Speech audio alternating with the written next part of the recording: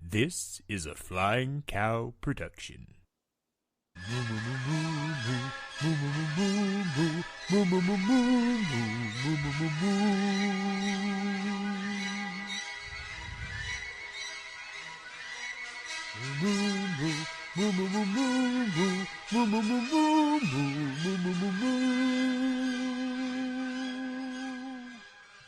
Well, hello and welcome back to Fantasy Food Showdown, where we are every week talking about the latest episode of Tournament of Champions 6. And we are actually talking today about the finale. I, of course, am your host, Clay Johnson, the Flying Cow himself, and here with me today to discuss the finale is my returning guest, my friend Amber Coates. Amber, how are you? Oh my gosh, I am great and really, really stoked to talk about how this went. Because what? Right?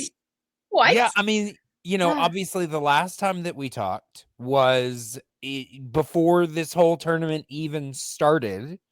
Yeah. And now I'm bringing you here at the end. We're going full circle to wrap this all up. I will say though that episode, and I apologize to the second episode, that episode sounded like crap because my audio was going through my camera rather than my mic. So hopefully this one sounds much better.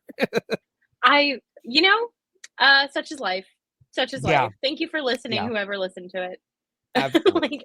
Yeah. But I'm like, this is a great foot to get off on, People it's listen to the very first episode. Why does it sound like ass? Yeah. But you know what? We're doing great now. Let's go. Yeah. Doing great, feeling great. We had like maybe a 20-minute conversation where we ranted about things before we got on this. So we're on one right now. Yeah. I apologize absolutely. in advance.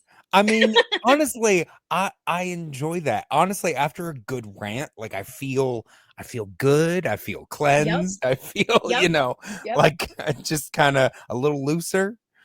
Yeah. Oh, yeah. But and I might give some thoughts on some of no, I'm sorry. I might give some thoughts on some of the other predictions that I made.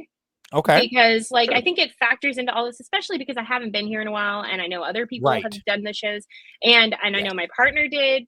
And so pretty cool. Yep. So I'm really excited I actually to talk about want to talk a little bit about our brackets and everything, because I think you were, and we talked a little bit about this before we started, you were one of the only people that never really had to change your especially your top picks. You you had from the outset, you had Britt Rossino and you had Sarah Bradley. Yes, I did.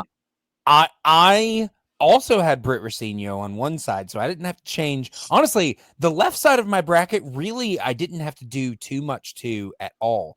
It was that poor right side of the bracket that just went through so much fire and everything. I eventually got to actually a similar state as you. Going into this episode, I had also picked Britt and Sarah to win the first two matches, and I had Sarah going over, or sorry, I had Britt going over. You had Sarah, in the final. So we will discuss how we did as it goes. But how was watching this tournament for you? The highs, the lows, ups and downs. So I've watched since, I want to say, TOC 3. Okay. And it has become one of my favorite things. I absolutely love watching TOC. Mm-hmm. It introduced me, because obviously my partner Maxwell, who did another episode of this, he got me into competition cooking shows. And in Tournament of Champions 3 was my first one. So that was the first thing I really truly got into, other than Guys Grocery Games. I didn't understand how big that is in the competition world. Sure. But Tournament of Champions has this season legitimized itself because you see new competitors coming in from different locations. Sarah Bradley being one of them. And it's slowly Top Chef, which I've talked about a lot, has always been the pinnacle of proving somebody and their mettle as a chef, their ability to, will they have really great restaurants, and are they somebody who can be a performer in the chef space? And you see a lot of them end up working with Gordon Ramsay on different shows. You see a lot of them do different things all over the place. They work with Bobby Flay. They work with everything. Most of the people who compete on Tournament of Champions have done Top Chef. Yep. A good portion of our top 4, I do believe. Britt did not. Antonia, Sarah. I was going to say Britt. Yeah, I think Britt's the only one. Yeah. That hasn't, because Antonia, Sarah, Leanne and Wong was in the first season, right? She was with Tiffany Faison. Yeah. Right. And the only champion thus far who hasn't is Manit Chauhan. Okay. But that's because she's the super chopped judge. I mean, Manit. I think Manit was established on the Food Network before Top Chef even started. I don't know. Because that was 20. Oh wait, no. Top Chef has been around since before they changed to HD, but because there are so many old bits of footage of Richard Blaze that make me laugh, but that's besides the point. He's not in this season. With his dang hair. But there's something to be said for Tournament of Champions legitimizing itself enough to be seen as the pinnacle of, are you a champion or a contender in food competitions? And if you win, you become an even bigger deal. Sarah won the first Chopped Grand Legend title, and to see her come in and just raise her competition just like I said she would, made me stoked. Honestly, the first match I saw her play, I was like, Amber knew what she was talking about. She was just so composed and so she was a natural for this type of setting. I mean, obviously I hadn't seen her in Top Chef before, but now I'm actually intrigued to see some of her previous seasons on that, because I'm just I wonder if she's just always been this good, or if she developed that over time. But she was just, like I said, she was totally composed, totally she never seemed stressed, although there was a bit of a moment later on in the episode that we'll talk about where it was the most stressed I've seen her in the finale. It's probably, having seen her on on 2 seasons of Top Chef now, she was the runner-up for both. The only time I've seen her stressed like that was when she went out on the All-Stars season, which was a big season, and then she came back through Last Chance Kitchen and still took the second place spot. Hard to explain if you've never watched it, but super awesome. Sarah's phenomenal. And I did not know this until we were watching the episodes, but she took out Dale Taldy. She competed on a season with him. She took out David Viana. She competed on a season with him. She knows Nene personally. She knew her competition the whole way through. And I love that she said that she looked up to Antonia, because that's so important. And I think it's just a pinnacle of it to say all these Top Chef people are competing in TOC. It's a different kind of competition, but still a proving ground for how good you are as a chef, especially because it kind of does what Food Network star used to do. Justin Warner, our lovely chef commentator, was, I think, the last Food Network star that they finally found. No, not the last. I don't know when he was found. Sorry. there were 4 or 5 seasons after him. His was the first season where they did the mentors. Got it. Okay. Because at least Giada and Bobby and Alton were always helping, but they split the teams based on who was mentoring them, and that was the first time. And Love it. Alton Okay. was his. Obviously, I mean, he's basically a mini Alton Brown. Yeah. But better and nicer and responds to you on Twitter. Sure. I mean, what? Yeah. I have his cookbook on our table in our living room. So nice. I love Justin Warner, like obsessed. But I think that these shows, this and a few other Food Network shows right now are the ways that they are proving and finding stars that can actually carry franchises. And we could talk about that all day, but it doesn't do the job that we're here to do, which is dissect some of this, because oh my gosh, we're nerds. Yeah. Yeah. But so my final four was Antonia versus Britt and Jet versus Sarah.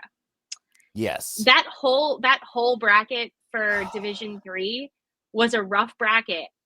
I did not. I mean, it was fine doing what he did until Mustache Joe went and upset the whole thing and knocked out Jet. I will say my D was a bit of a shambles, just because like I kept picking, like I was picking some minor matches here and there, but I didn't completely get behind Sarah until later than I should have. Partially because David Viana scared me the way that he competed against Tobias. David was at the top of Maxwell's bracket for a while, and he had him, I think, in the final, or at least in his final four. When Sarah took him out, and mind you, we didn't even get to watch most of the episodes on time. We spoiled ourselves, and we knew who would win. Or I would spoil myself, and I'd just be like, just you wait. And sure enough, he'd be like, are you kidding? When we found out that David Viana went out, I was like, all right, Sarah's going to the end.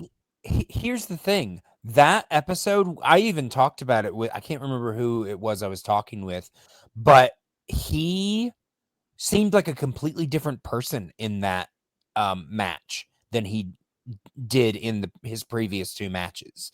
Like he just like in the earlier ones, he was just really organized and just knew what was going on. And I told the person that was discussing the episode with me, I'm like, when he was explaining to Justin what he was going to do, Justin kind of looked at the camera like, I hope you guys understand what he's talking about, because he's just going on.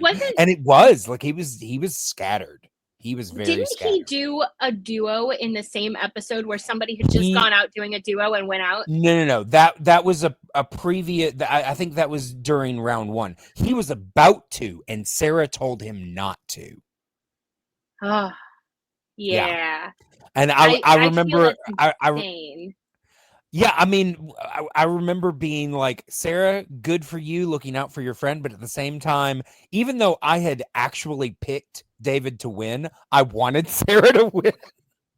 So I was picking against myself is what was happening. But I was like, Sarah, you don't have to be his friend right now. You don't have to be right now. Right, but she did, and she still ended up winning, but only by 1 point. So I adore her ability to properly convey the emotion that you must have to be able to do some of this.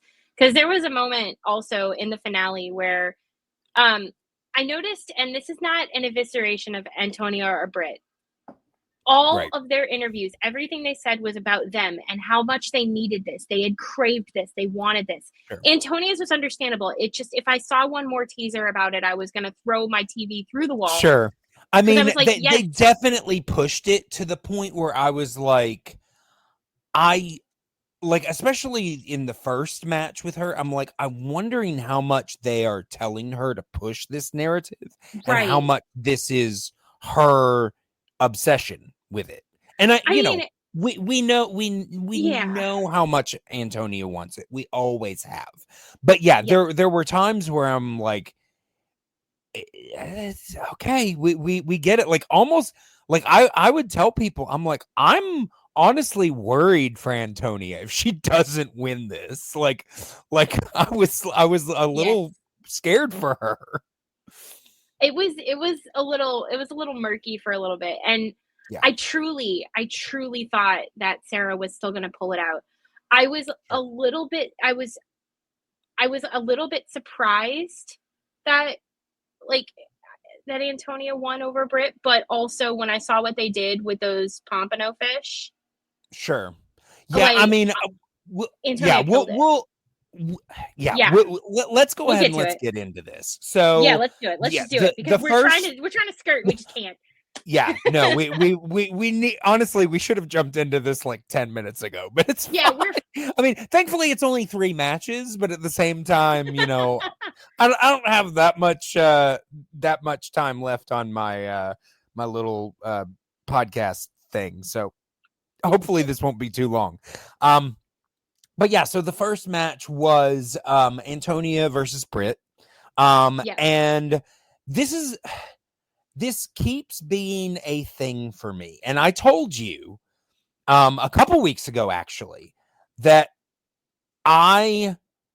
even though I had Britt, and honestly, I stuck with Britt simply because that was the pick that I had from the very beginning. It was the final prediction that I hadn't lost yet. And I stuck with it because that's what I came into the game with. But there was something in my gut that was telling me that Antonia was going to win this match. And honestly, I actually considered switching it. Honestly, I also considered switching last week, picking Kalina over Britt. You know, I'd be interested to talk with you about that match at a later time. I feel like if we talk about it right now, then we'll never get onto this match. I'll just say one thing. Kalina almost did it. And I was like, dang, okay, moving on. Yeah. Oh, honestly, the people I talked with last week, I was surprised that Britt won that match just based on the judging. But, you know, but so, you know, I've been, you know, I think that Britt's done a great job. She always impresses me. But this season, she just didn't seem at the same level, if that makes sense. And it wasn't until last week when they said, oh, she's getting married in a week. And I was like, well, no wonder she's a little off. I'm like, how would you have a wedding planned and be doing this a week? Like, I'm like, it's amazing that she's doing as well as she is. So, but yeah, I felt like Antonia had the hot hand in a way that Britt, while successful and while actually made the same points last week that Antonia did, I just didn't feel like she was firing on the same level that Antonia was. So I was very skeptical about this match. So you know, we get into it and they confirmed something that we've actually been talking about on every episode. You know, since honestly the beginning of the second round, I've been wondering if they're going to basically take time out of the randomizer equation, and that is what they did this season. Because in previous seasons, you know, they do a set time for the first round, and then the following rounds would all, you know, have time on the randomizer. This year, they decided to take time off. They just had a set time for every round. For this semifinal round, it was 45 minutes, right? Because I think, was the final one an hour? I think the final was an hour, yeah. I think so. But yeah, so 45 minutes. So that meant that they got to keep the wild card. What did you think about including the wild card all tournament long? I liked it a lot. I thought in some rounds it was really fun. In some rounds it made it really hard. Like, for example, for that that round where they had to make everything purple and the round where they had to make everything black. Right. I was like, I mean, and honestly, I get anxious because I am not a chef. I am a couch chef. I will watch you do anything and not do it myself. However, it's really fun watching them do all these amazing things and make all these amazing like meals, like these full, beautiful, gorgeous plates. And you, what? Like insane. And I mean, then they I add will say, ash. I will say, you know, they didn't have to make everything that color, but that color needed to be featured. It needed to be like the main color on the plate. And yeah, you know, purple and black, while there are definitely purple vegetables and ways, you know, I mean, you know, let's be honest, sometimes the purple was a little bit more pink, but you know, I'm not gonna go out there with a color wheel and be like, this isn't purple enough. You know, it's like you get close enough. And I mean, honestly, a lot of the black things were kind of purple, but you know, again, you just do the best you can. But yes, so they spin the randomizer and they get for the protein the whole pompano, which is a fish. For anyone who's not familiar, figs, lava rocks. The style was escabeche, and the wild card they had to include, as we said, purple. It had to be a featured color. And I will say this randomizer, like, you know, I'm not a chef, but I'm looking at this randomizer and I'm like, that's pretty doable. I felt like this actually was a pretty friendly randomizer for this round. What did you think? So a couple of things, like I was like, lava rocks? How are they going to use what? So, and then when they pulled out the actual lava rocks, I was like, yeah, that makes sense. Okay. Yeah. Well, I mean, you know, like they had some that like looked like rocks, and then they had some that basically just looked like flat raised things, and I was like, I guess that, yeah, exactly. But they were like, you know, like you could tell that they were manufactured, and I'm like, okay, I mean, that's not what I thought of when I heard lava rocks, but obviously they're saying it's okay, so whatever. And you're like, not where I thought this was going, but you know what? No. Okay, fine. Yeah. But I mean, honestly, I thought the randomizer was pretty kind to them here. Oh, agreed. I think there was a lot of, you know, yeah. I mean, they tied, and it means that they both had the idea of what they were going to do and how they were going to do it. And I'm glad Antonia took the risk she did to fry that whole fish, because it was really and cool. that was one of the first things that she thought of when she first saw it, because it actually says whole pompano, which doesn't necessarily mean that you have to cook the whole thing, but it does mean that every part of the fish should be represented, because that's actually a note that they gave to Britt in the judging, was that not the whole pompano was used, and she said fair, you know. It does make you wonder if she had utilized more parts of the fish, what might have happened. But so Antonio and I always say Antonio, it's Antonia. Antonia makes Antonia makes whole fried pompano, the vegetable escabeche, and purple cauliflower puree. Britt ends up making poached pompano escabeche style with a purple veggie sauce and a tostada. And as we said, you know,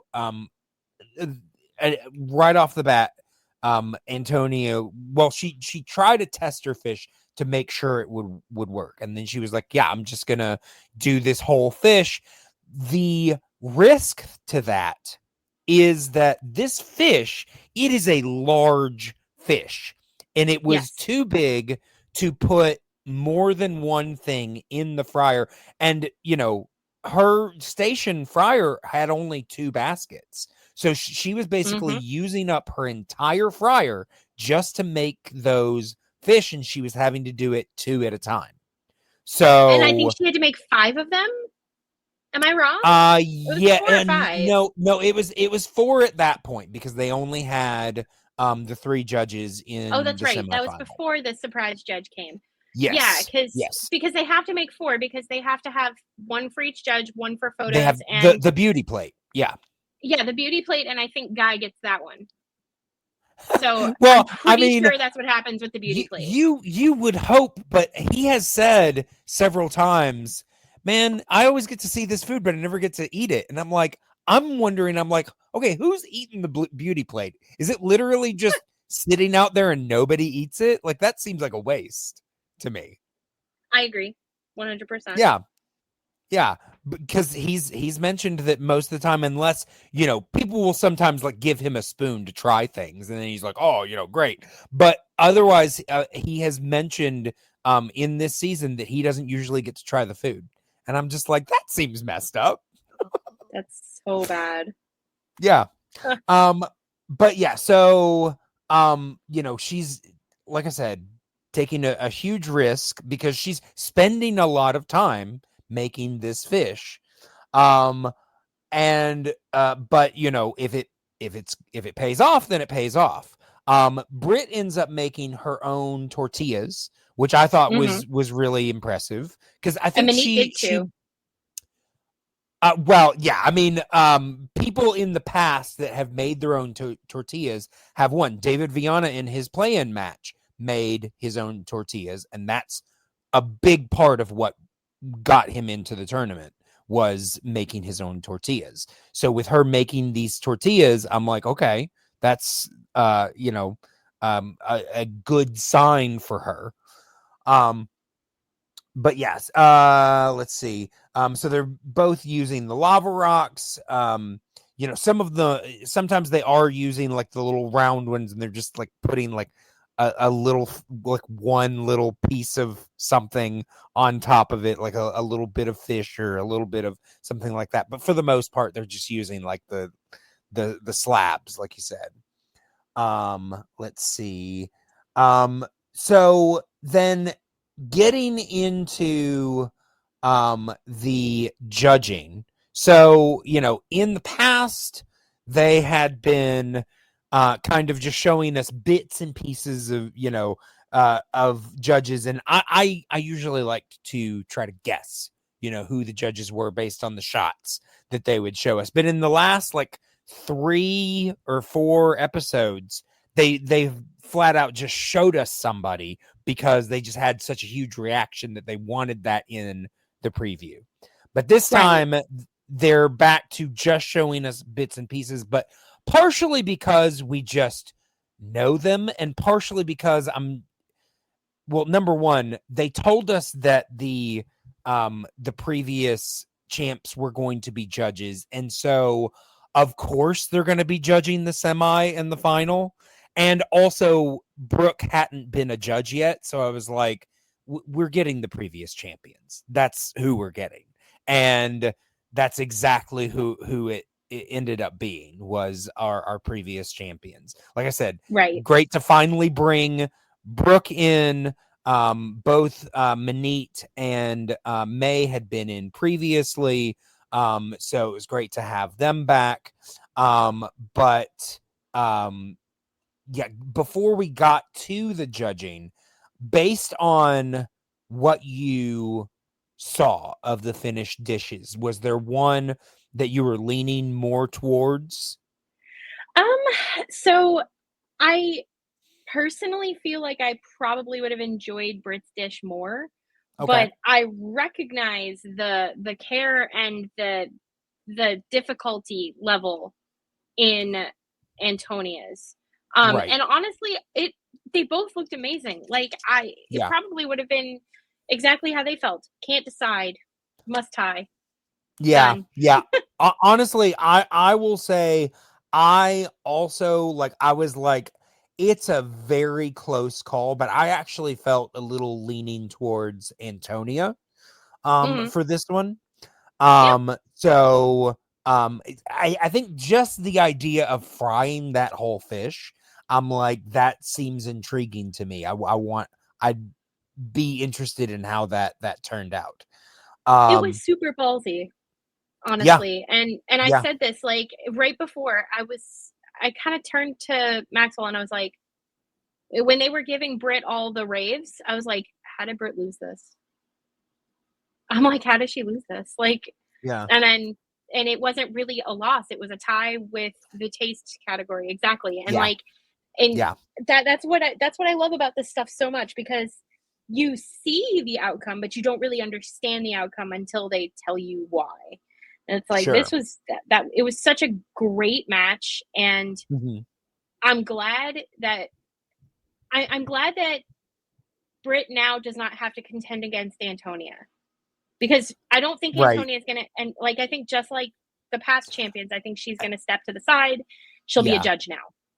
I honestly hope that I mean, at the beginning of the season, Guy mentioned that there's a chance they could come back at some point. I'm kind of hoping that they'll do some sort of like champion competition, like just maybe like a one-off special, something like that, just so that they That'd can be fun. compete. Yeah, I mean, maybe with just a little less tension, so it's a little bit more Yes. I mean, obviously I enjoy the competition of this one, but it would be fun just to do like an exhibition with the champs, kind of thing. I agree with that. Kind of keep them involved.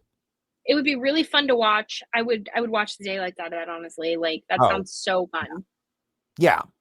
Let's see. So then getting into the actual judging. So they tried Antonia's first. Manit recognized and respected the risk. May really loved the crispy skin and the escabeche. But she didn't feel like there was enough purple, which honestly was a fear that I had. Right. It just because I kept hearing Britt mentioning doing purple, got to make this purple, got to do this purple. Her tostado was purple, she like all of it. And I really wasn't hearing as much from Antonia. I mean, I will say in the finished dish, there definitely were pops of purple, but I was a little worried that it wasn't going to be enough purple, because, Britt had purple coming out the wazoo. Oh yeah, the purple was just everywhere. And in that's why it was a little murky to me. Because sometimes I know very, very clearly who's going to win, regardless of how well they did or what have you. For this one, if I had been watching blind, which, like I said, I'm a terrible spoiler whore, I can't help it. But if I had been watching blind, I wouldn't have known. But I think that's what made it fun, because you really have no idea who is going to come out on top here, and and both dishes looked phenomenal. Like, even though some of the benchmarks didn't get hit, they still looked phenomenal. Right. Yeah. And so for Brits, Manit loved the crunch. Purple was in your face. They did hit her on the fact that she didn't use the whole fish. And I think May said that hers was slightly undercooked. Yes, she did. And I remember that and being like, oh no. Yeah. I mean, honestly, after hearing the judging, I was feeling like it was close, but I felt like they were leaning slightly towards Antonia. Well, anytime the moment a judge says the food was slightly under or overcooked, it makes you feel that's your death knell. So that's where the surprise at the tie came from for me. I was like, what do you mean there's a tie? Because like, I love you, Britt. I would have eaten your food based on the vision, but like, if somebody said that your food was undercooked, right? Ooh. Right. But again, there's the randomizer of the purple. And it's like, okay. I mean, honestly, purple could have played into both the randomizer and the plating. So it's You're like, correct. oh, that's a thing to think about. But yeah, as you've mentioned, the final score was a tie, 82-82. And in the case of ties, as we have mentioned in the past, they basically go down the ranking of categories. The first tiebreaker being the taste, followed by randomizer, followed by presentation. And Antonia beat Britt by 1 point in taste, which is what gave her the match. That's it. They were tied in the randomizer, and Britt had a 1 point edge in presentation, 8-9. It was 41-40 in taste and 33 tied on the randomizer. But yeah, super close. And like I said, the way that Guy announced it, it was confusing because at first what he said was it's an exact tie, which the last time I remember him saying that was in a match where it was actually an exact tie. Every single category was tied, and the way that they broke that tie was very complicated. And I was like, are they going to have to do that again? And then he explained that the tie was broken. And I was like, okay, Guy, you can't scare me like that. You got to figure out how you're going to phrase these things, because, in other times when it's a tie, he just says the score is tied. So then we go to the tiebreaker, and so, but he said it's an exact tie. So I'm like, crap. Not again, because that hasn't happened since season 2. Guy Fieri, I'm gonna give you a heart attack. Ha ha ha. Apparently, yeah. What he likes to do, apparently. Yeah. So, Antonia moves on, and I'm happy for Antonia. Like I said, there was something in my gut that told me that she was gonna be winning this, but at the same time, I had picked Britt. I kind of equally wanted both of them to win. So I was disappointed for Britt, and obviously it was a tough loss for her because obviously not as far, but Antonia knows what it's like to get this close and still lose. So it's like that's tough. That is a tough loss. And I mean, for Antonia, I obviously feel like it was a long time coming. It was time. She needed the win finally. If not, so we never have to see, like I said, that little her crying about it. And do not get me wrong, I love Antonia Lofaso. I always have since the get-go. I think she's a fantastic competitor. She's so fun to watch. She's so sassy, and I love sass. Yes. But she's very emotional, and she is going to let you know how she is feeling about a situation. Yes, and sometimes it might be the same thing you have heard a few times because it's the way she's still feeling. Yes, she feels. And she wants you to know that she feels. Yes. But it broke me a little bit when Britt was crying after her loss. She had to ask for a minute before, and I'm just like, oh. Because usually the spicy meatball over here is just like go go go, and this time, we have seen her lose previously, both previous times to Manit. And I don't remember it hitting her this hard. Like I don't remember her asking for a minute before she could talk. Well, and and I think the hardest part there was because it's very clear that she put all of herself into it. Yeah. She wanted that win so desperately and didn't get it. And like I think that she put too much of herself into it, if I'm being honest. Sure. But I also understand how important this is. And as I said before, this tournament has started to legitimize a lot of competition cooking in a way that it hasn't since Top Chef. And if that's what you're going for, then yeah, I can understand being absolutely bereft and heartbroken about this. And honestly, when your job is your life, and that's what chefs do, their job is their life. They love it. They probably hate it too. There are probably moments when they go on vacation or they go traveling and they're so excited to eat, but they're like, I don't want to fucking cook anything. I don't want to do anything. And like to have to go through all of this and to see that, like, it's the same reason why Antonia was like, I wasn't coming back. And she said it so many times on this episode. Yeah. Because you don't want to go through the heartache of competing on this level and honestly, only to walk away without anything. I completely understand that way of thinking. I mean, honestly, even if they hadn't taken out the previous champs, I honestly believe that Tiffany Faison would not have competed again. She said it at the end of the last tournament when she was knocked out in the first round. And I was said this, done, and I believed it. Yeah, I said this as an aside last night. I think Tiffany is done with comp. I think she wants to judge, and she wants to continue doing her appearances the way she does. Well, and she may do something fun. Yeah, she is a great chef, and she's such a fun person. I'd rather such a fun personality.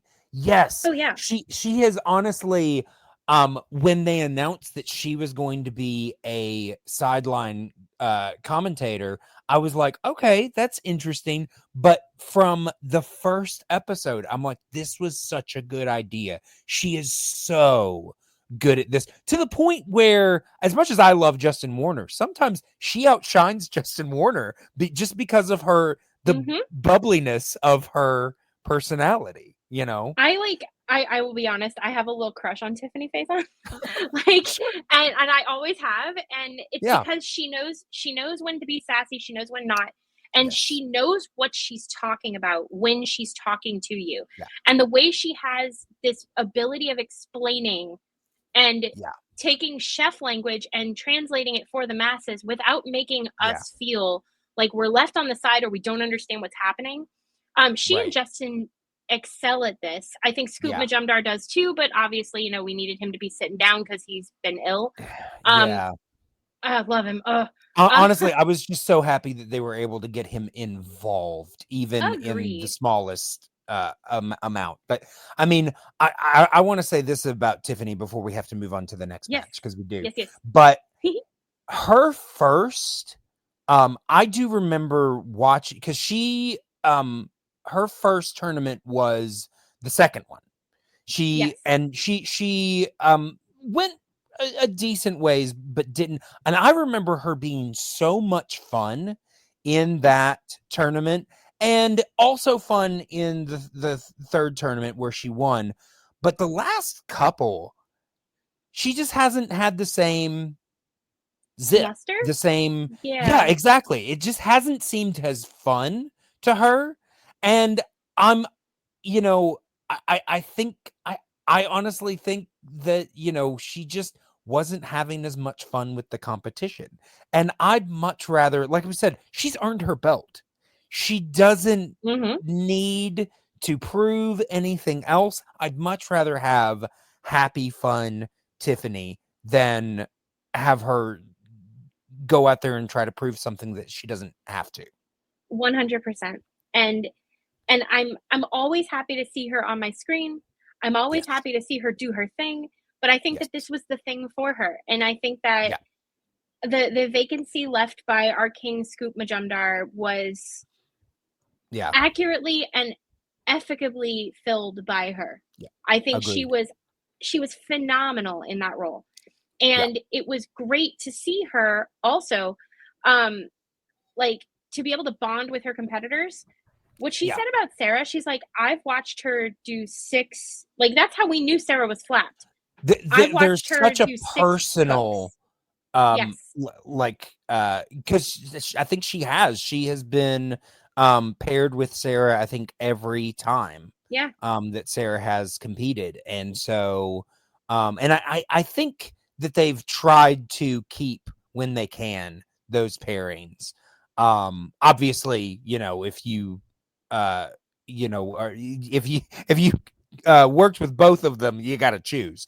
But Yes. yeah, you know, there were definitely times that like you could tell the relationship that was shared between you know, competitor and you know, commentator there. And yeah, it was a nice addition. It really was. But yeah, so we do need to get into the second match. So the next match was Sarah Bradley versus Leanne Wong. And I will say it took me way too long to realize that I had made this mistake, and I just want to apologize. I realized in our first episode of breaking down this bracket, somehow I got Shirley Chung confused with Leanne Wong. I don't know how. Who I but also love. because I do. And I think mostly it was because I couldn't wrap my brain around Shirley not being in this competition. But I think she's currently in the middle of her treatment and her chemo and things like that. So, well, and also she's Shirley doing, is the one. She's doing she's doing another show too. She's currently House of Knives is currently airing, but I think that it was filmed previously. Like, I mean, obviously all of the shows are pre-taped or whatever, but I think it was filmed maybe even before TOC. TOC. Because there's no hint of any sickness or anything like that. And so I think that for one reason or another, I think they had been sitting on that one for a little while. But yeah, I mean, you know, I think that was part of the confusion. And you even said, you know, Leanne did lose her restaurant in the what was it that happened in Maui? Remind me again. It was fires. Was it from fires? Okay, it was eruption. fires. I was thinking it was fires, and then I'm like, wait, is that wrong? Yeah, yeah. I don't think it was a volcano, but it was just fires. No, yeah, I think it was just fires in Maui.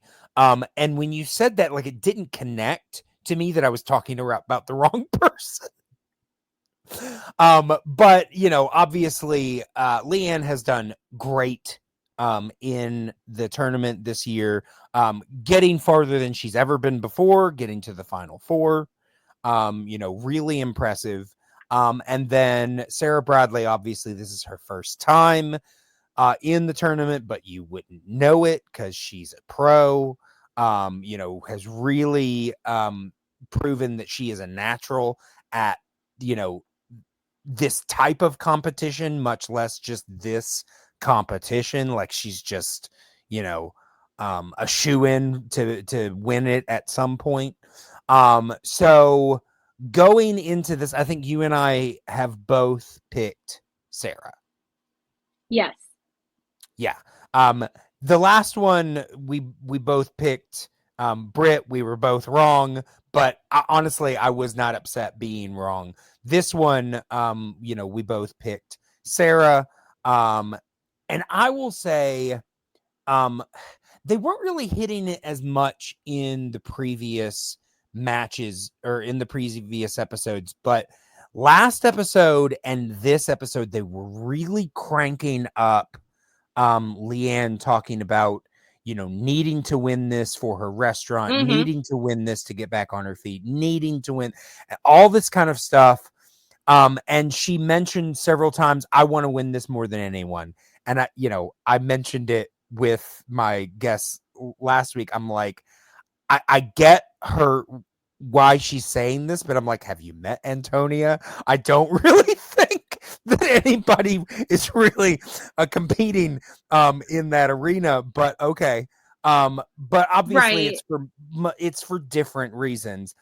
I will say, I noticed in this match that they, with Sarah going up against Leanne, all of a sudden Sarah starts talking more about her family and her kids and the personal reasons that she has behind winning this. And as they're doing this, I'm starting to think, okay, they're doing this so that if or when Sarah wins, it won't seem like we're beating up on somebody that's lost something. Like it's like they equally want this for something personal. Because like I said, they hadn't really mentioned this for Sarah previously, and now they're really like, just about every time that Leanne mentions something, they have Sarah mention it too, and I'm like, okay, they're really trying to, it's what happens when you bring personal things in. When somebody has like a really devastating thing, you don't 100%. want it to seem like, especially if they're the person that's going to lose, you don't want the audience to hate the person that's going to win. Well, and so I think I had made a comment earlier about how both sides of the Final Four did interesting things in that realm, because I found it very interesting that the personal side got brought up so heavily for both of them. And I like that you said that, because that really does bring up, okay, why did we need to make sure that Sarah talked about her kids and cried when she thought about her kids seeing her win or seeing her lose? And it was because Leanne was leaning into that. Precisely. And but it also gave it so much more heart, whereas on the other side they were just like, I want to win this because I want to win this. And you're like, oh yeah, that's a thing. It really gave it some dimension. You notice she really didn't talk much about her kids in the final. Right. Yes. So, but yeah, getting into the actual match. So they spin the wheel, and we get, for the protein, blue silky chicken, sorrel for the produce, turmeric leaves for the they have to use them. The style is in papillote, which basically, in packages, paper packages specifically, but, just in packages. And then the wild card was black. They had to utilize black. I will say, did you notice what the other color that didn't get used was? Was it red? I did not see that. Because there were only 3 possible colors. And black was on the wheel the first time. I didn't notice if they took purple off the wheel the second time, but I think that the other color option was red. I didn't slow it down, and I don't know that it really matters, but they got black. That's what they ended up with. And looking at the randomizer compared to the previous one, this one seemed, number one, it's got a lot more things that I'm unfamiliar with on it, but it seemed harder. And I think even Antonia, in watching from the green room, was like, wow, our randomizer was a gift compared to this one. And I agree. Yes, she was. I was like, this one seemed tough. It honestly, like, okay, turmeric leaves and papillote. Like, what the hell? And I mean, it worked. It really did work for Leanne, because she was able to staple it shut and actually cook it both in the leaves and in in the paper. But can we talk about, like, I know we're going to talk about judging. Oh, I know. I'm going to let it sit for a moment. We'll talk about it when we get there. We'll get to the judging. We'll get to the judging. It made me laugh so hard. Okay. But like, it was such a good match in how they handled what they were doing and how they cooked the food. Everything about that cook was beautiful. And I mean, honestly, for that was a 2-point match. And we're talking about, like, Leanne cooks, like, both in papillote and in leaves all the freaking time. I've seen her do it more than once in different shows. And I was like, this is perfect for you. I had never seen or heard of silky chicken, but I really love that we got a Nashville hot chicken and we got ash dust and they were burning things everywhere. And I was like, this is amazing. Light it all on fire. Let's go. Like, I'm very much about women burning down the world or burning down the kitchen. Yeah. So to see it done that way, to see, like, I consider cooking to be artistry in many ways. And that was artistry. Like, they had a great time. They were creating. So, like, very cool, very, very unique round. And I loved what they did. And I want to try that Nashville hot chicken right freaking now. I really do. So Sarah, she right off the bat says that she is going to make fried chicken. She makes a crispy, silky chicken with silky chicken schmaltz, chili oil, and in-papillote potatoes. Leanne makes silky black chicken and dumplings in papillote. So basically, her whole thing was in that package. And she was terrified it wasn't going to cook. Yeah. Oh, yeah. I mean, honestly, I mean, I will say, we'll talk about this a little bit more when we get into the judging, but there was a little bit of issue with the consistency of the cook, which is, a risk that you are definitely taking when you're cooking everything in one package. But, again, if you take those risks and they pay off, it can pay off really well. So, you can't really say that you shouldn't do it, but yes. So Leanne is going like a French Asian style, obviously in papillote. It sounds French because it is. So it's definitely a French technique, but she's also, doing like the turmeric leaves, and as you say, cooking in the, I mean, honestly, cooking in the leaf is a very, Asian or Islander, type of preparation, whereas in papillote is very French. So it's that mix of both going there. And honestly, I really liked how she, honestly, I didn't realize that she was cooking in the turmeric leaves in the paper at first. The first time I saw her actually use the leaves was when she actually like charred the leaves and like used it as like a seasoning, like a garnish. And I was like, that's really smart, but I hope she's also using it because the turmeric leaves weren't an ingredient. They were actually a tool that had to be used. Right. But she ended up using it in both ways. And I was like, that's really smart. Oh yeah. I loved what she did with it compared to like, I mean, obviously I loved what Sarah did. I love watching what they do and how they come through this. And I loved all the like charred and burnt things. I love the use of the black. Didn't she make this? She made it was like a jus with ash in it. Who did that? Sarah definitely did include an ash. Yes. Oh my gosh. In a jus. What? Yeah. What? Yeah. Like, honestly, that's really smart. Really just, gameplay, she knows how to play the game, and it's her first time doing it. Leanne uses the pressure cooker to with her chicken.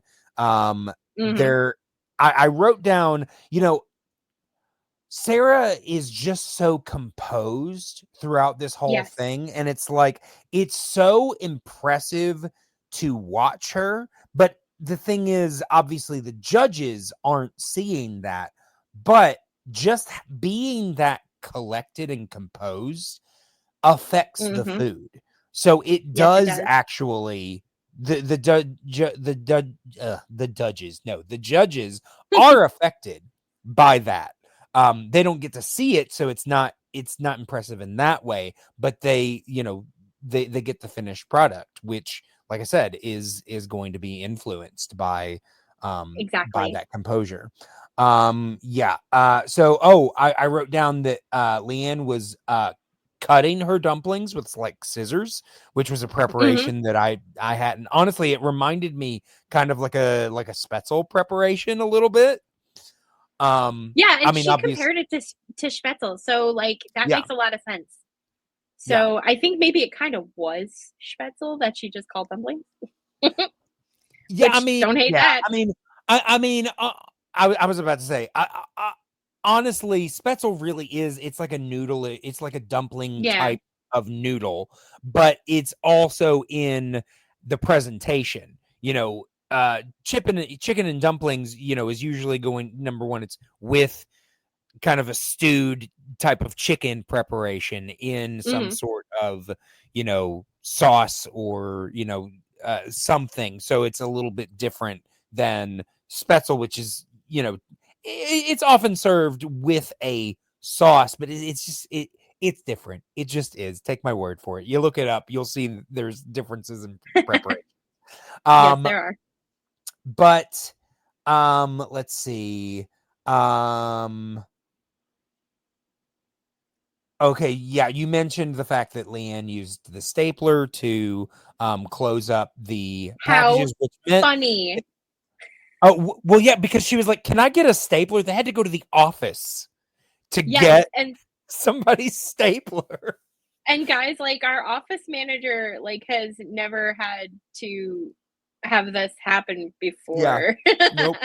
Nope. Cackled. Yeah.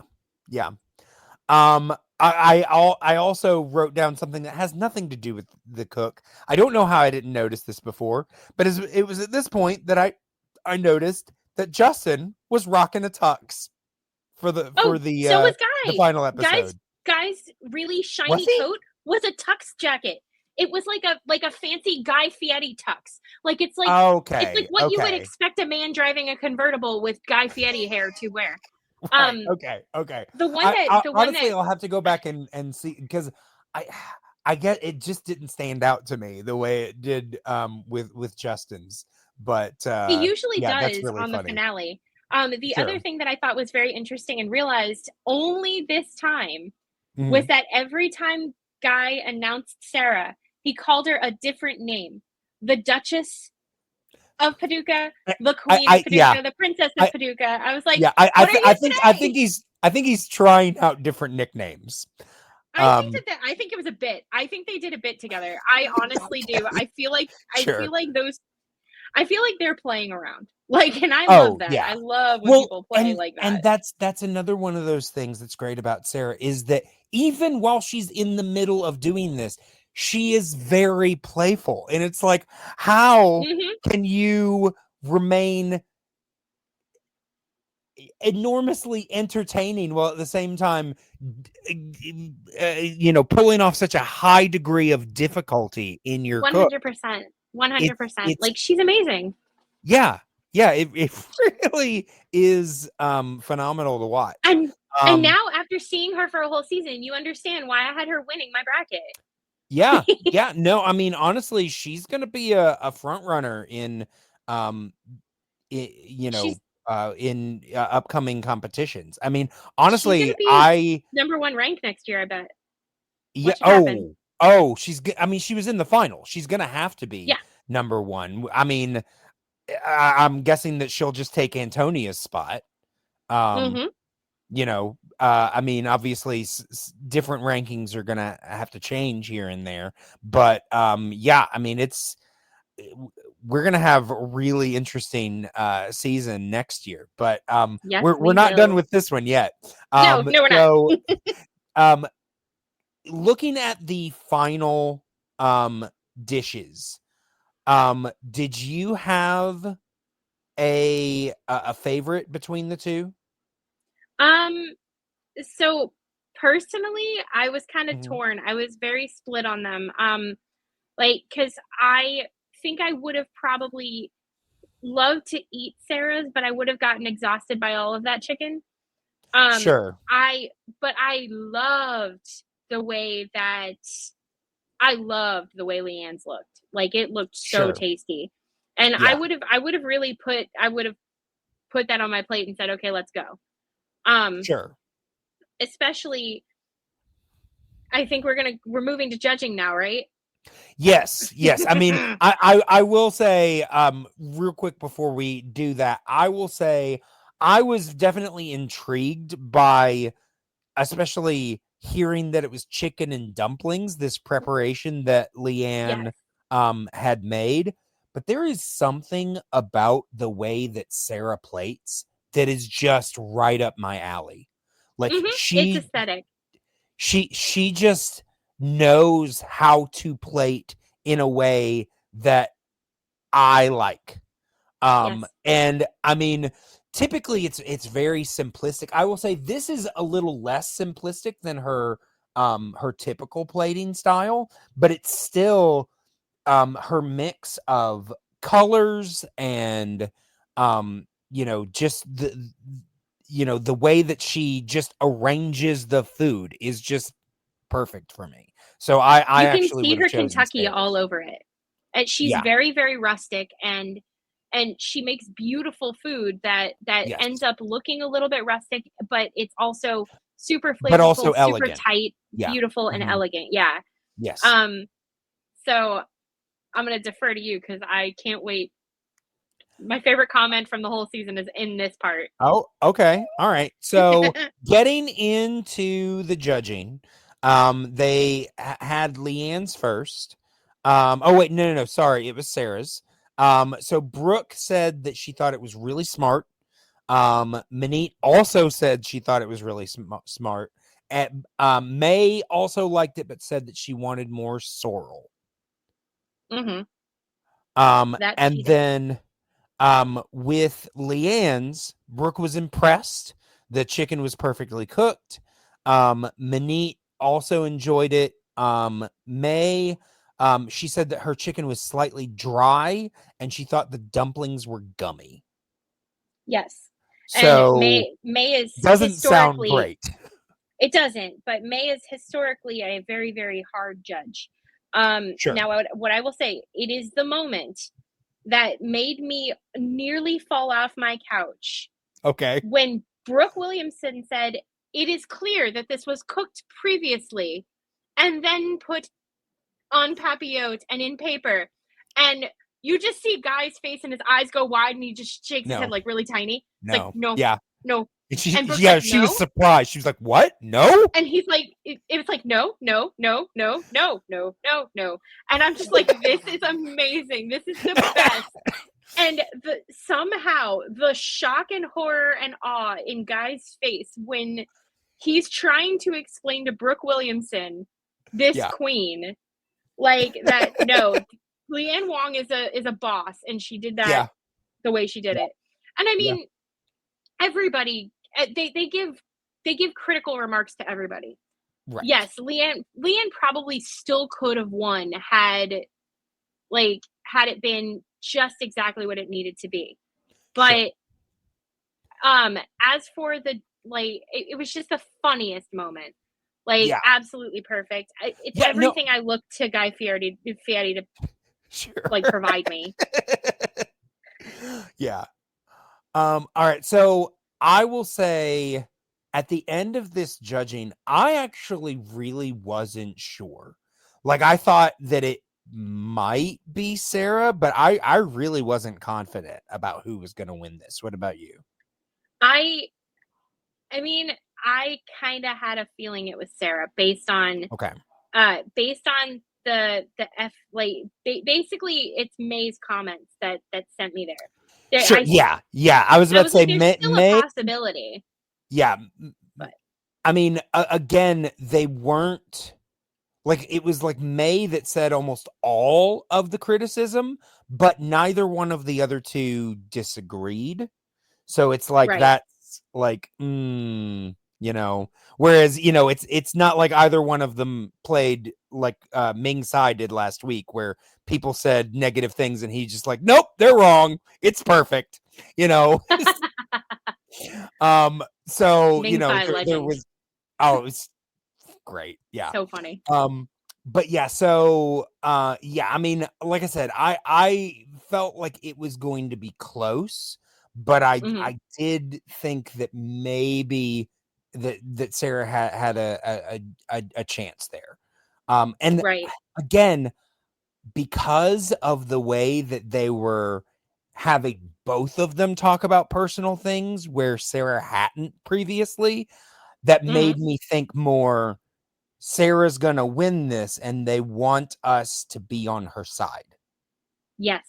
You know, I think they really did. They wanted to make it to where like it was an edit thing. Like, it was equally personal. Yes. Exactly. And as a big reality show watcher, like the edit is everything. Yes. You will always, you can always tell who's going to win based on the edit. Yes. And I thought it was, honestly, it was a very well done match. It was a very well done edit. They made them both so, like, Sarah's already so relatable. So is Leanne. Like, they made it feel okay. And they made it not feel like, oh, well, she just got slighted and, you know, she lost everything in these fires. Right. Like, and I even turned at one point and said, Leanne Wong has restaurants in Japan. I think she's doing okay. Yeah. And I was like, and not in a mean way, like, not like, no, oh, man. Like, just, no, but you know, I have to remember what the TV is feeding me versus what I actually should be thinking. Right. Right. And not to say that the loss of a restaurant isn't devastating. Oh, it's dire. Yeah, absolutely. You know, I mean, that puts a financial strain on every other aspect of other things that you have going on.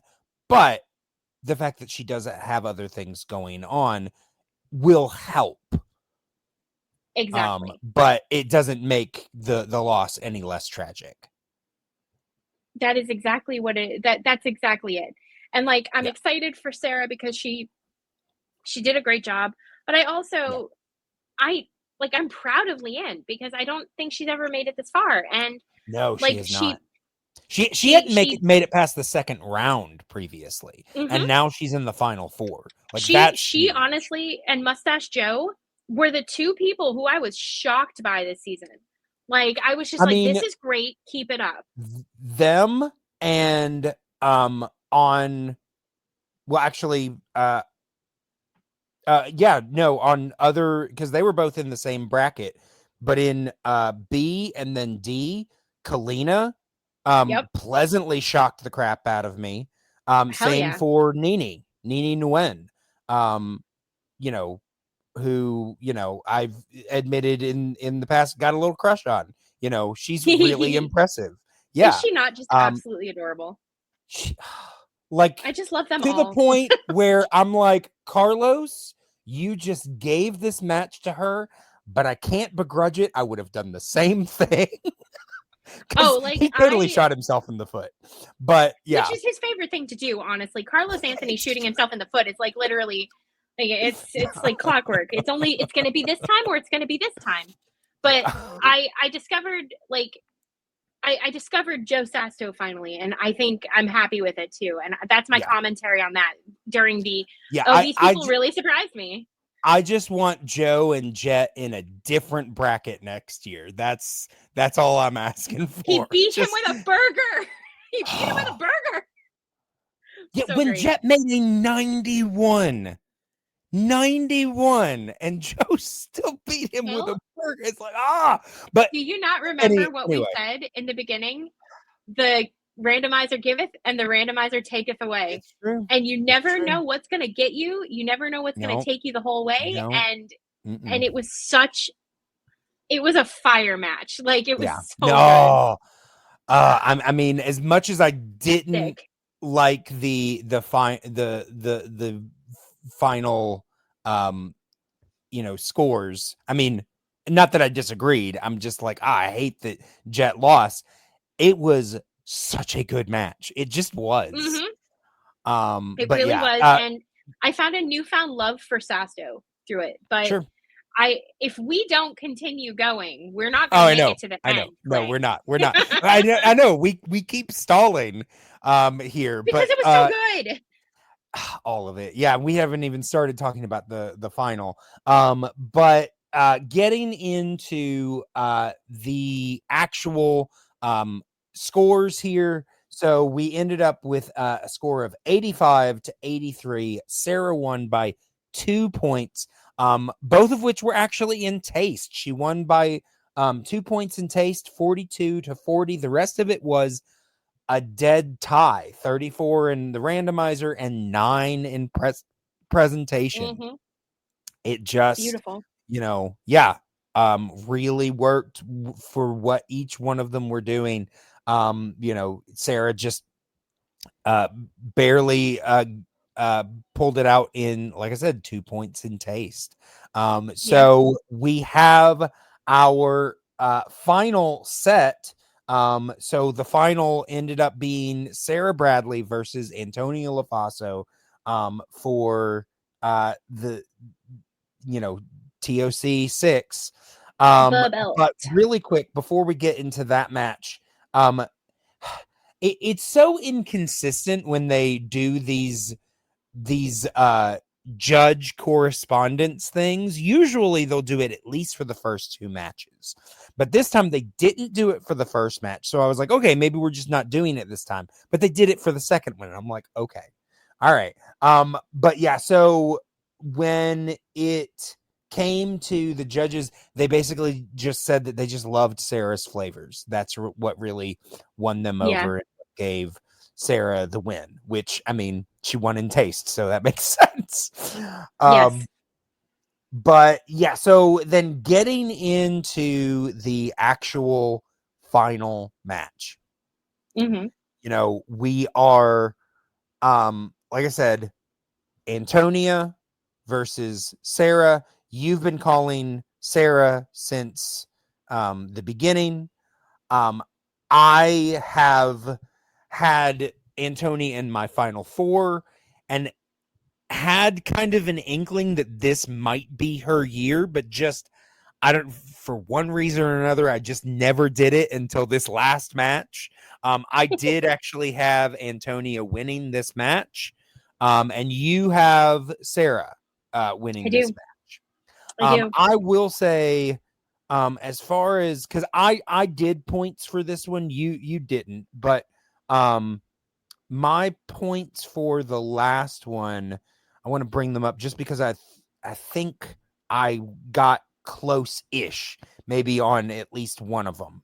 Let me just bring it up real fast. Okay, so mine for Sarah versus Leanne, I said 86-84. So yeah, I was 1 point off for both of them because it was 85-83. So love it. Not bad. So then the final, they get an hour, and we pretty much get told right off the bat that no matter what they spin in style, they're going to be making two dishes. Whatever they do, they're going to be doing some sort of duo because each style was some sort of contrasting thing. Right. And they also are told that they're going to have to make an additional plate as well because we're having a 4th judge. So in total, they're going to have to make 10 plates, which already I'm just like, you only gave them an hour, guy, and you want them to make 10 plates? Okay, all right.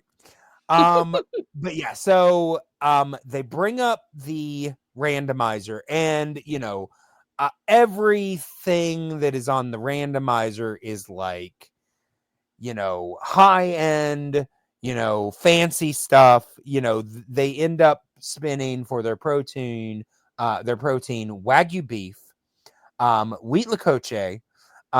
They have to use a sausage stuffer. The style was hot and cold. So basically a hot plate and a cold plate. And then they had basically as the wild card a number of envelopes. I think it was like 1, 2, and 3. They landed on 2 envelopes. So they had to pull 2 envelopes, and it was basically further style things, and what they ended up getting was spicy and sticky.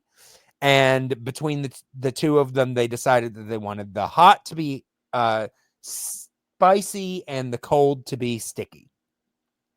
So they got a lot of work to do. Yes. Like, I was just like, this is so much. It is like, and I think in previous finales, they've always given them, I think it's often like a pair or a duo or something like that. But it just felt like so much. Like every single thing just added another layer of difficulty. And I'm just like, oh man, like I'm just like I'm glad I'm there's a reason I don't cook on this level, No, totally. And yeah. The thing that really killed me was Wagyu as a sausage. I was about to say, because they had to use a sausage stuffer, and one of the first things that they say is the sausage stuffer is not versatile. You can pretty much only use it to make sausage. So you got a sausage stuffer, you have to make sausage. And they both ended up making sausage. And as you say, Wagyu is not what you think of.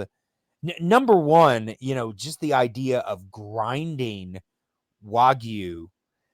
An A5 Wagyu is like a perfect meat. Grinding that is sacrilegious in itself. It's not to the same extent, but it makes you feel the same way like when Joe Sasto said that he was going to grind his New York strip. It's like, yes. Why? Why would you do that? Obviously, it paid off for Joe, but, in this case, you're just like, and, they both end up pointing it out. Honestly, at first, it sounded like Sarah was having more problems with her sausage than Antonia was. And I think inevitably that ended up being the case. But eventually they both mentioned that Wagyu is not the ideal meat for sausage because there's so much fat in it. And there's like, it's just an odd texture of meat for sausage. I think they both mentioned that it just made the sausage kind of soft. And to be honest, when I heard that, because Sarah definitely had the most problems with the sausage. She actually like grew up making sausage and stuff like that, so she wasn't worried about it, but she definitely ended up having problems with her texture and things like that. Antonia also had a background making sausage, but somehow I think what they said is that Antonia used egg, which Sarah, when she heard that, was like, oh, that's smart. And I think that's one of the reasons that Antonia didn't have as many problems. They both had texture problems, but I think that's why Antonia ended up not having as many problems. Well, but Sarah brought up the fact that usually you want sausage to be more set, harder. But honestly, when I was hearing about this kind of soft sausage, what it reminded me of, have you ever been to the UK and had sausage over there? I have. So theirs is a much softer textured sausage. It's a completely different. And I mean, I honestly like both versions, but I was like, maybe it's just kind of a more of a European blend of sausage. I mean, obviously, strangely enough, I don't know. The very first conversation we had on here, when I said I went to a theme park this past weekend, I had that type of sausage again. Okay. During that theme park day, because there is a whole area where you get like, there's a Harry Potter area in that park. So, yeah, so you get that type of sausage. I think the big thing that they said, and the reason why I think it might not have necessarily been that texture that was soft versus anything else, they said it was mealy. Right. They compared Right. both of their sausages to being mealy, which is not the texture you want for a sausage. No. And it means that the Wagyu needed some sort of mix or binder.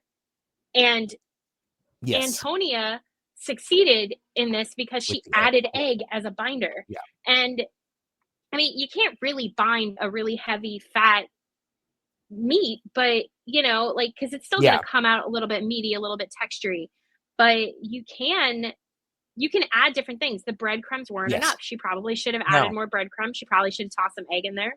Like, and there were things she could have done.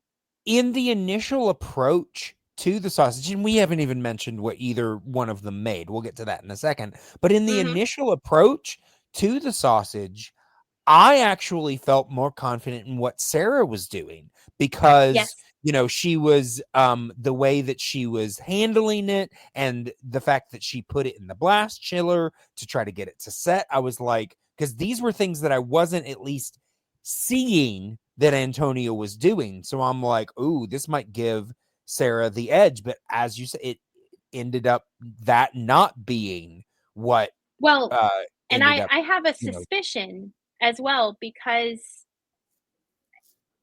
the big difference and the big reason, and this will come down to judging, and I'm sure we'll discuss it again. Right. On the cold, or whatever the other dish was that she made, that Sarah made, she did not use the sausage stuffer. Not hitting the randomizer was a fatal error here.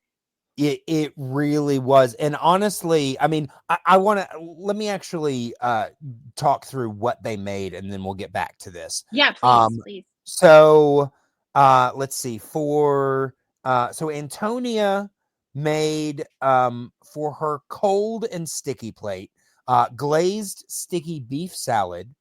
And then her hot and spicy plate was spicy Wagyu sausage and wheat lecoche mash. So basically she did a bangers and mash, which, as you say, it was more mealy than soft. But honestly, just hearing that the sausage was kind of soft, I'm like, that kind of works for bangers and mash, because yes, it does. That is like, I have made bangers and mash here, and like, I'm like, it's good, but it's not the same because our sausage it's not prepared the same. So it's got a different texture. It doesn't have, I don't feel like I'm eating bangers and mash from the UK. I feel like I'm eating bangers and mash the only way I can get them here, Right. So exactly. I was like, that's an interesting, idea. And I mean, obviously Antonia made that decision just knowing that she had sausage, not knowing that it was going to be soft at all. But I'm like, I ended up, I think, paying off for her. And then Sarah ends up making, let's see, her cold and sticky dish was hand-cut Wagyu and wheat lecoche tartare. And her hot and spicy was hot and spicy Wagyu and wheat lecoche sausage and wheat lecoche chochoyotes. So like, honestly, like, these sound really good. Obviously, the texture of the sausage is letting both of them down, and they were, it's so funny. Usually they're able to pivot if something isn't working, but literally the randomizer has pinned them into using this thing that just really doesn't work. Exactly. But it does have to, as we mentioned, Sarah ended up really getting hurt by the fact that she didn't use her sausage in her cold plate, whereas Antonia just I think chopped up some of the sausage that she was using for her hot and used it in her she cold. Put it in the vinaigrette. Yeah. Yes, right, exactly. And I wondered if there was if Sarah had just used all of her sausage, because there was a point at which she went to make more sausage. I think I can't remember exactly what it was that she was attempting to do, but she went to make more sausage and she couldn't get it put back together, and it was too late for her to spend too much time doing it. And when she couldn't, she just, decided not to use it at all. But I'm like, right. I'm like, was there a reason that you couldn't have used, was there just not any leftover sausage from the hot plate? Or were you just afraid that it was going to hurt the dish? Like, I'm really wondering if, obviously in the heat of the moment, this is the part where I said this was the most frazzled we had seen Sarah. And, she's still composed, but you can definitely see that she's a little more stressed than we have seen her at any other point in the competition. And so you wonder if maybe had she, not been in the heat of the moment, if she would have made a different decision. Right. That, maybe she, looks back on now and is like, oh, I could have, used some of this or something like that. And just in the heat of the moment, she didn't. Or if there legitimately was a reason that, like, there was no other sausage, or the preparation that she had used previously because she did the tartare, right? Yes. So adding, you can't really do sausage tartare. Well, you can, because then it's just going to be the beef on the beef. Yeah, that would be a difficult thing to add. But then I'm like, what was she going to do initially before the sausage maker wasn't, cooperating? I Right. really, I'm at a loss to understand, what the initial plan was and why there was no pivot, Yeah, she made that decision pretty quick after, it wouldn't come together, that she was just going to do without. Right. And I don't think that there was a real realm that she could pivot to, because even Antonia was like, this is a tough one. Like, I don't know what to do. And usually you just see them fly to it. Like, they're ready to go. They're moving, and both of them seemed super frazzled.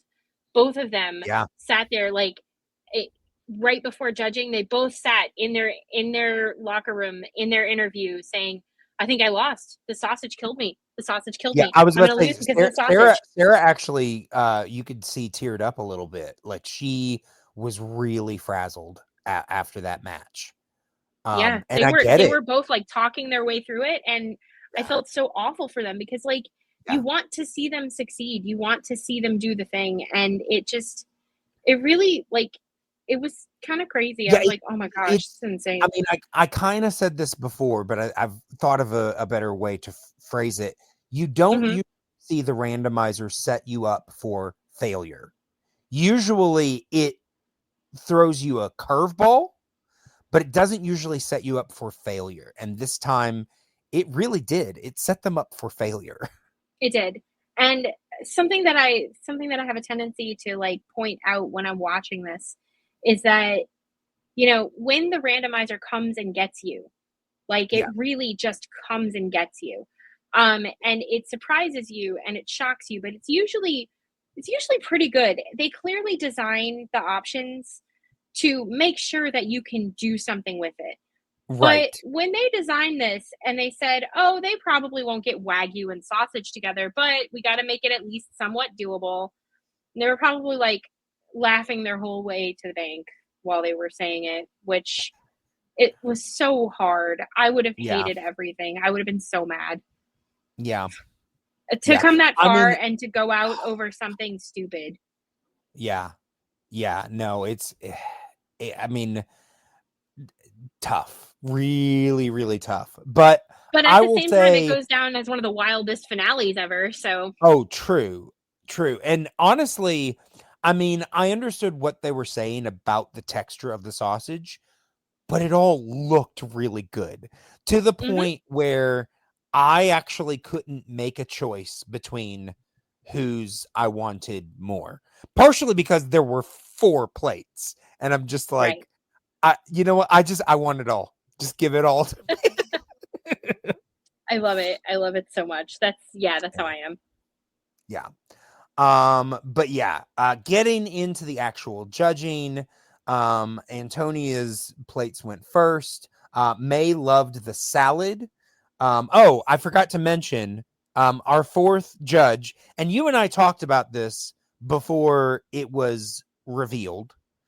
You already knew, and I messaged you saying that I had guessed, and you said it before I could say what I had guessed, but we both guessed the same thing. It was Martha Stewart. I had accidentally, well, not even accidentally. I follow a lot of people on Instagram, and I tend to doom scroll, as one is apt to do in the current state of life, or even just life in general. So I was doom scrolling, and I saw Martha Stewart with the other three judges on her Instagram. I also have gotten very good at picking out the back of people's heads when they're doing those little glamour shots where they're walking through the door. They pixelated the crap out of her. You could really just tell that it was like an older blonde woman. I will say, though, after realizing that it was her, I do remember that in one of the initial press releases before the season even started, they announced that she was going to be a judge. Yeah, they did. And I just had completely forgotten about that until I was like, Martha Stewart. Oh, yeah, they said she was going to be a judge. Duh. Sure did. And I forgot about it too until you just mentioned it. So there you have it. Also, I'm going to say this, and this is with all the dewest respect to the Food Network. If you're going to talk about Martha Stewart and her accolades, you need to talk about how she's the most badass grandma out there who went to jail and is best friends with Snoop Dogg. Yeah, no, it's true. Do your job properly, Food Network. What are you doing? I mean, I don't know that she really wants people constantly being reminded that she went to jail, but it was honestly, let's not even play here.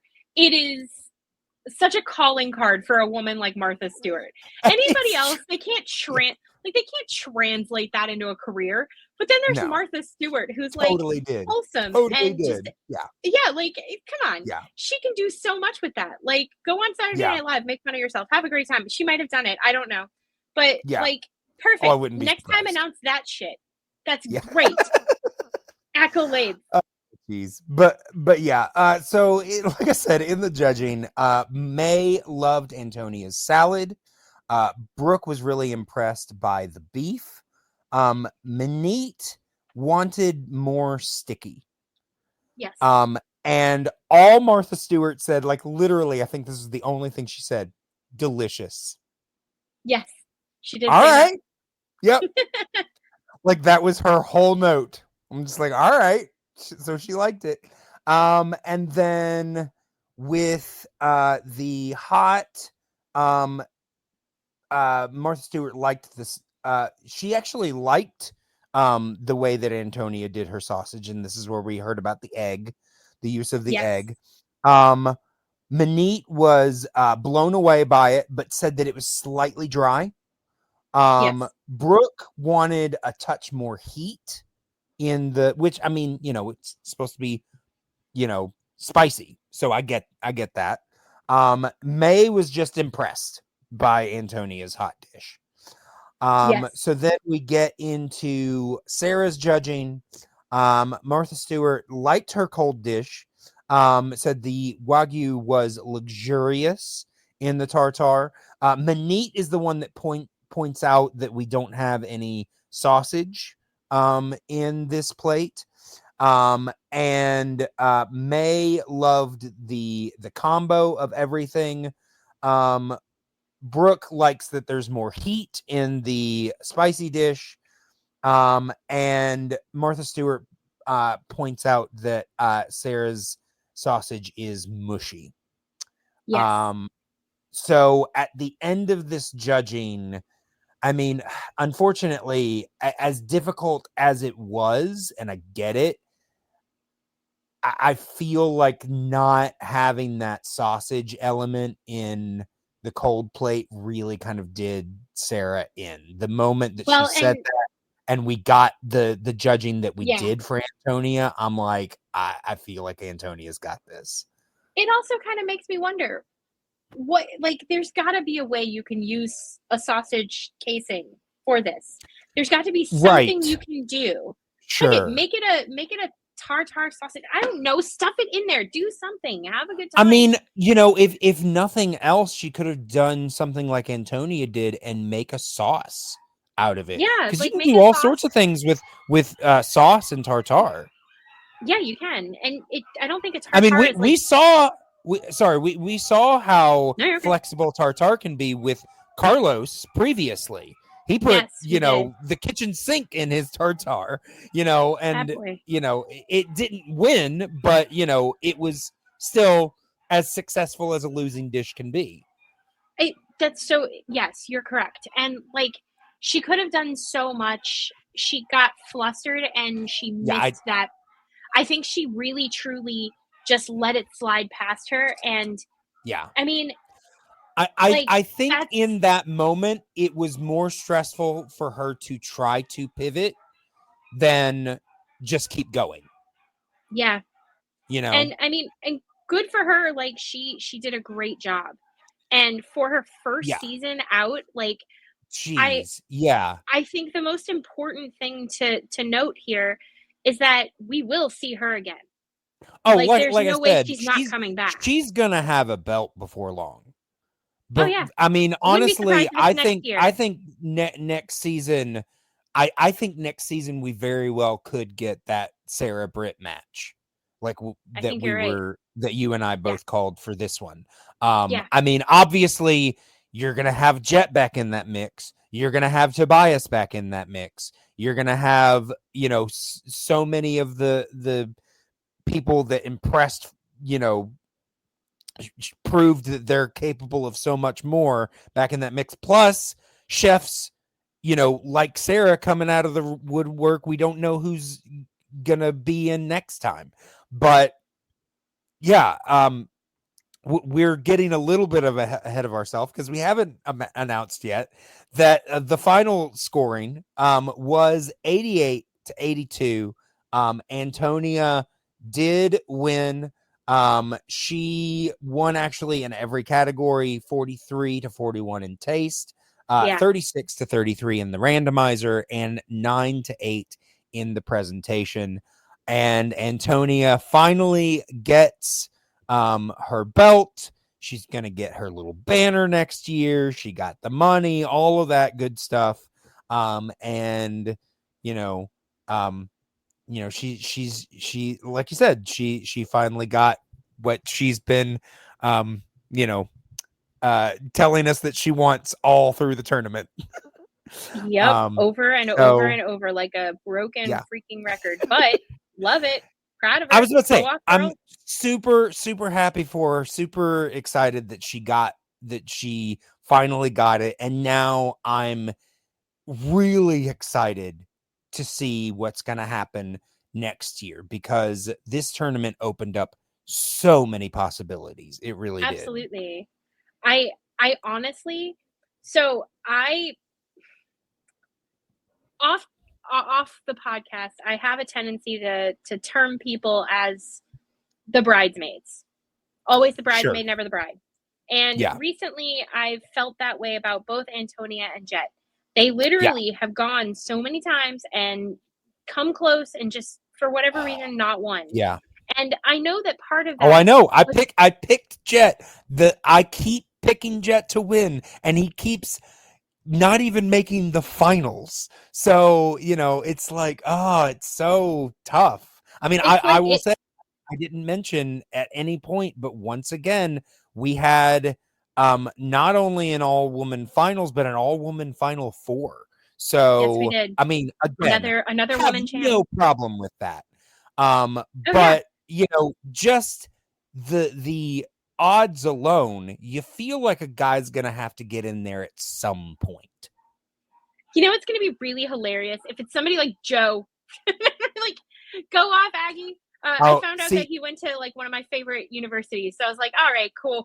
That's awesome.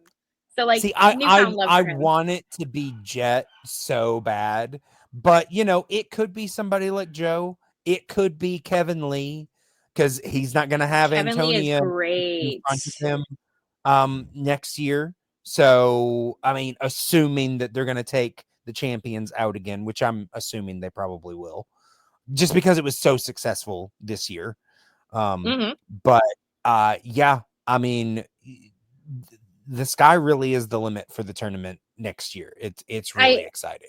And things I want to see, like I want to see Tobias come in, and I want to see him really play. Oh, like I know he got injured in that shooting. I'm glad he's still with us.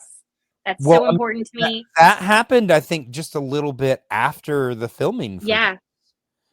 So terrifying, and I'm so glad he's okay. Like, I'm glad that he's been able to recover. Like, that's so important. I think we're going to see Kalina again, and I think Kalina's going to go ham. I think she's going to do so well. Yeah, honestly, Kalina, I think, has a really good chance of making Final Four next year. Nini as well. Yep.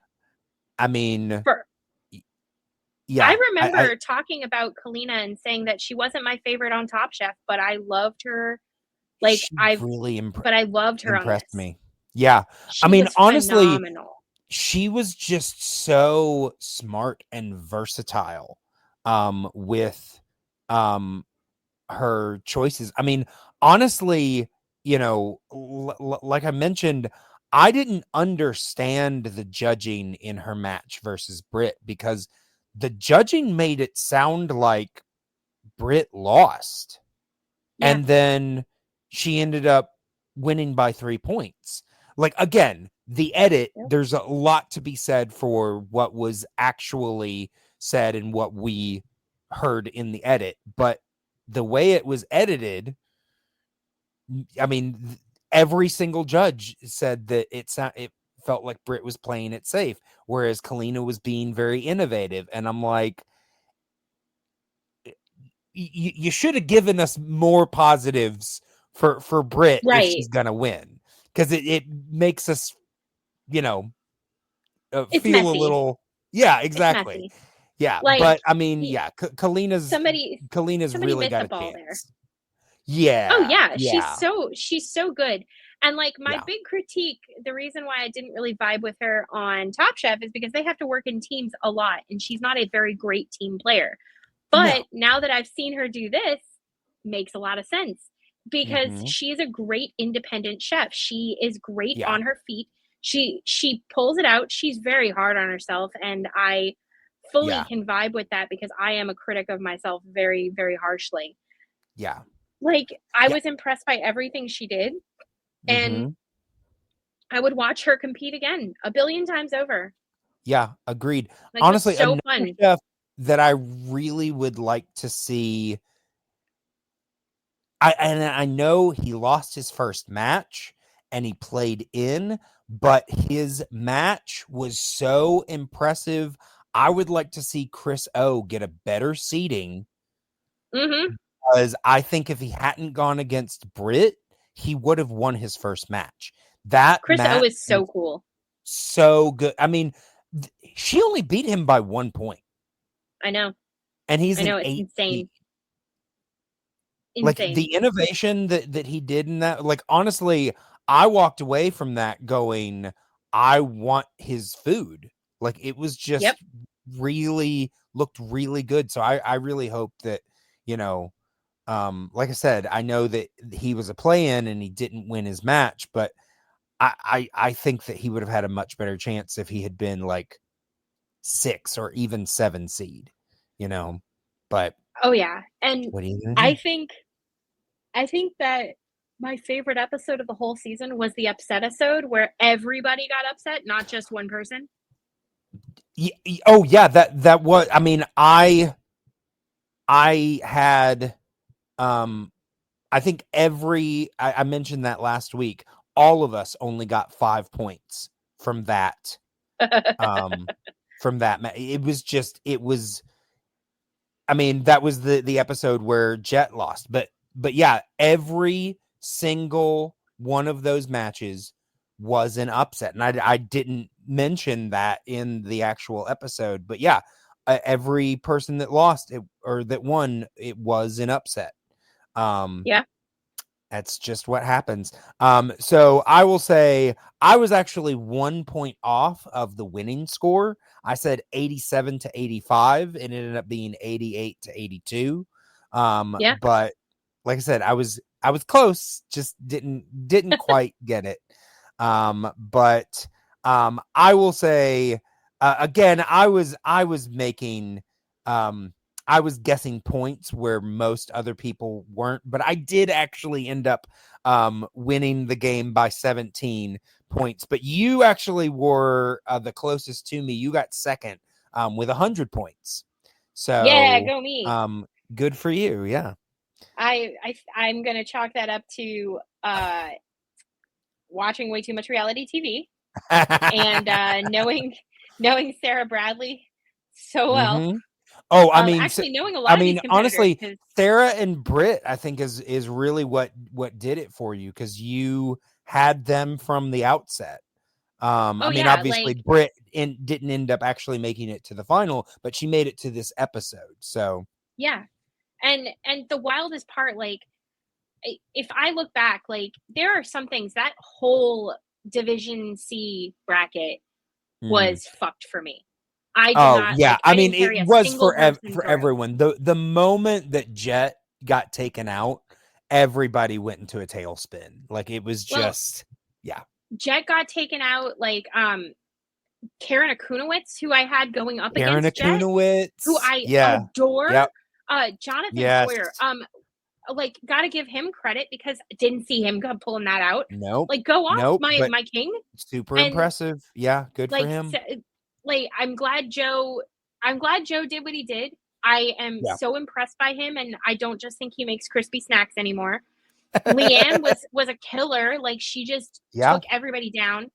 And I feel bad for Jet, but I think Jet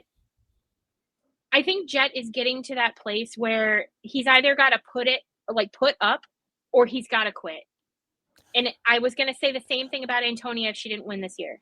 Well, here's the thing. Like, I think Jet, like, really wants it, but it's not to a worrying level like it was with Antonia.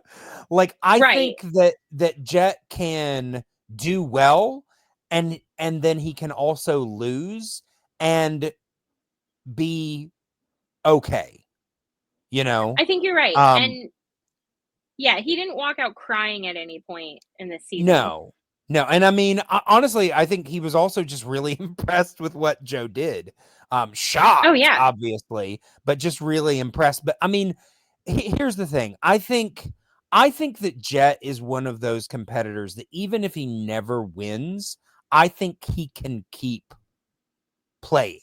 Do I want to see him win? Yes, I do. But I don't think that he's, I mean, I think that he's not getting in the way, because he is elevating.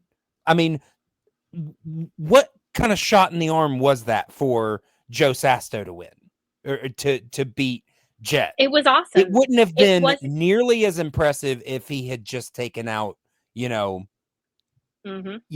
somebody else. Him taking out Jet Tila, it was like, so I think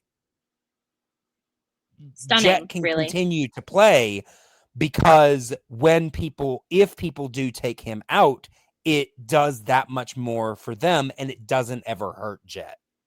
That's true. The people that, and we talked about Tiffany Faison earlier. Tiffany Faison's one of those that I think I'm glad she hung up her belt. She's done, and I'm fine with it. She's tired, and I'm happy with it. I think she's accomplished what she wants to accomplish, and now it's time to have some more calm goals, some chill goals, if you will. Yeah. And I mean, she's found a great arena here, so I think that this is a good another person who I truly think it might be time to say goodbye for them. Mm-hmm. And this is with the due respect, because I love her, Amanda Freitag. She's more in her coaching. Yeah, we've had this. I think we talked a little bit about this. Yeah, at we the beginning. did. She goes in waves where I think I feel the same way, where I'm like, I think she's getting to the end, and then she will win matches out of nowhere, and I'm like, oh no, she has really come to play this year. So I mean, I also, I don't think that she's necessarily, I wouldn't put her alongside Jet, but I think that she's also in that place. I don't know that the losses really hurt her. No, they don't hurt her. And that's the thing. With the newer chefs, they don't know how to come through them. Antonia wanted that win because she's never won a single freaking thing in her entire career until this. She has always been the bridesmaid, never the bride. So she needed it. She wanted it. She really it was as much a part. Yeah. It was as much a part of her. I think all that emotion was true, and they just said, "Cry, I mean, do what you do."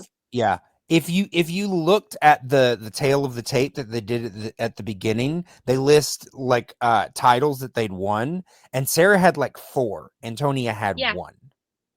Exactly. And so she needed a win.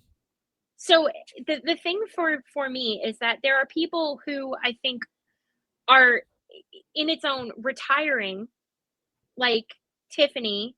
I think Amanda might be along that line, because also there are a lot more really fun competitions that they can do. Like, sure. I mean, Wildcard Kitchen, go do that all damn day, because you can talk as much smack as you want. You can play around. You can be silly. You can cock block each other on cards. Like, and that's and she's done that too. Yeah, and exactly. And in fact, against Carlos Anthony, this match was a retribution match, or one of them was a retribution match, and I don't know which one. But that's the fun thing about it. The established chefs who have been around for a while, Stephanie Izard, I think, needs to hang it up. I think she should do all the fun stuff. She's already won. At least for a little bit. She's had 2 tournaments in a row where she's gone out in the first round. Of course, the same thing happened to Antonia, and then the very next year she came back and was runner up, and then a year after that won it. So you never know. Well, I will say though, I do need to wrap you up. We can continue talking. Yes, you do. In just a little bit, but I do want to go ahead and let people know that you can get in contact with us by Twitter, Instagram, and Blue Sky. I am at the Flying Cow Pod. I am also, you can email at theflyingcowpod@gmail.com. Make sure to check out everything that we've got going on. Amber, anything that you want people to know about? Oh yeah, please. So I am Takara Kanashi on all socials. I am back on Twitter. Oops. It's TAKARAKANASHI. It means sad treasure in Japanese. You can find me and my partner Maxwell, who is Cinna Maxwell. He did the show earlier this season. Yep. You can find our company at Ember Products, PRODUX. So EMBER PRODUX. We are a theater production and podcast and all kinds of, we do a lot. So we're restarting our podcast, the Embercast. We have a benefit coming up called the Janice Jam, Broadway for breast cancer. We are literally having Broadway stars raise money for metastatic breast cancer awareness. That'll be May 5th. If you are on any of the socials, especially Instagram, go to official Janice Jam. You can see all of the cool stuff. Like Jeremy Jordan will be there, Ariana DeBose, nice. So many Elphabas, because the founder's wife is an Elphaba. It's going to be insane. It's going to be the sickest night ever, and all for a really great cause. No pun intended by the sickest part. Just doing really good work, and that's what we're trying to do out here. So check us out on all those socials, because I want you to see these cool things. Yay. Absolutely. Well, this was the finale for not only TOC 6, but also for this podcast. We will continue doing other shows, so make sure to check all that out. But we will see you later. But until that time, moo.